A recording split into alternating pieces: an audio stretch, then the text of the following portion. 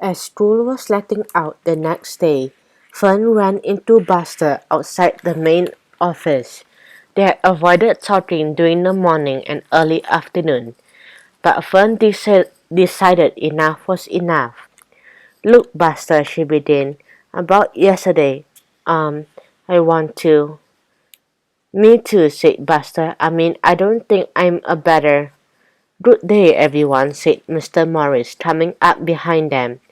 "The sun is shining and all is well. No sign of trouble, I trust. No soccer players, no soccer players on the loose?" Fern shook her head. "No evil twins scouting about?" Buster shook his head, too. "Excellent. Then perhaps the crime wave has passed. Maybe we can."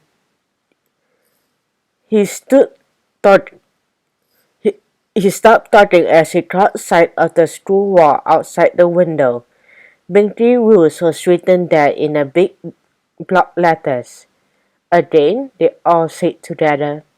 They went out for a closer look. "It's hard to tell about the handwriting," said Fern, "but have you noticed the letters are always in yellow?" "Yellow chalk," Buster added. He knelt down at the bottom of the wall. "And look, here is a little piece broken off." He stopped to think. It takes a lot of chalk to make that many big letters. I wonder where they get it." "What about the hardware store?" said Mr. Morris. Fern nodded. "And if they brought enough of it at once, Mr. Geary might remember." Buster nodded. "Then what are we waiting for?" Then they arrived at the hardware store. Fern and Buster found the owner, Mr. Geary, inspecting a new shipment of paintbrushes. "Hi, Mr. Geary," said Buster. "We have question about chalk." Mr. Geary smiled. "Only one? At least at the moment. We have a piece of chalk that we were wondering about. Do you sell chalk here?" "And did anybody buy a lot of it?" added Fern. "Ah, you see," said Mr. Geary. "We are up to 2 questions already. Let me have a look." He took the chalk from Buster.